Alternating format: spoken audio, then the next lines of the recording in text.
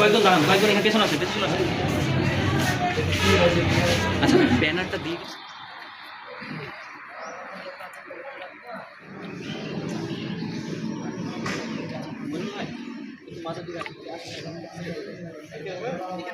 যে দশম গ্রেড বাস্তবায়ন কমিটির পক্ষ থেকে আন্দোলন করা হচ্ছে এবং এটা কেন্দ্রীয় কমিটির সিদ্ধান্তে সারা বাংলাদেশের সরকারি বেসরকারি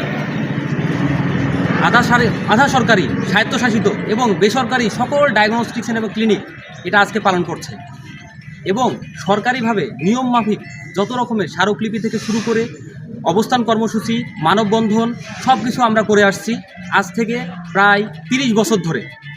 আজ আমরা মেডিকেল টেকনোলজি ফার্মাসি জাতি অনেক বেশি বৈষম্যের শিকার। এই বৈষম্যের বিরুদ্ধে আমরা যে নর্মাল যে আন্দোলন কর্মসূচি সবগুলো পালন করে আসছি, কিন্তু আমাদের বিভিন্ন রকম আমলাতান্ত্রিক জটিলতার কারণে আজকে এই দশম গ্রেড আমাদের প্রাণের দাবি। সকল ডিপ্লোমা আজকে দশম গ্রেডে উত্তীর্ণ হয়েছে। উদাহরণস্বরূপ ডিপ্লোমা প্রকৌশলী, ডিপ্লোমা নার্স, ডিপ্লোমা কৃষি সকলে আজকে দশম গ্রেড পেয়ে গেছে। কিন্তু আমরা একমাত্র অবহেলিত জাতি মেডিকেল টেকনোলজিস্ট এবং ফার্মাসি জাতি যারা এখন পর্যন্ত 11তম গ্রেডে চাকুরি করে যাচ্ছি। দিনাজপুর আমি গত প্রায় 30 বছর যাবত এই স্বাস্থ্য বিভাগে একজন ফার্মাসিস্ট হিসেবে কর্মরত আছি। ফার্মাসিস্ট জাতি হিসেবে আমি ডিপার্টমেন্টকে যা দিয়েছি সেই তুলনায় আমি ডিপার্টমেন্ট থেকে সম্মান যতটুকু পাওয়া ততটুকু আমি পাই নাই।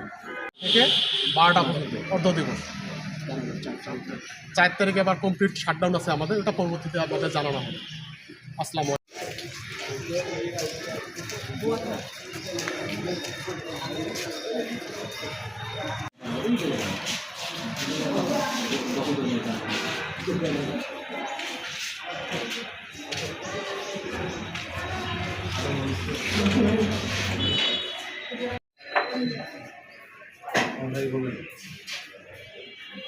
কর্মবিরতি 11টা পর্যন্ত, তারপরে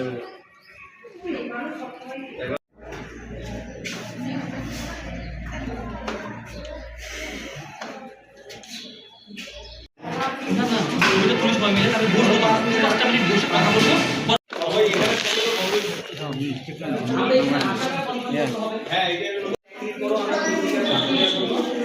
কোনো রকম চেষ্টা করবো আমাদের যে সেবা কন্টিনিউ করবো।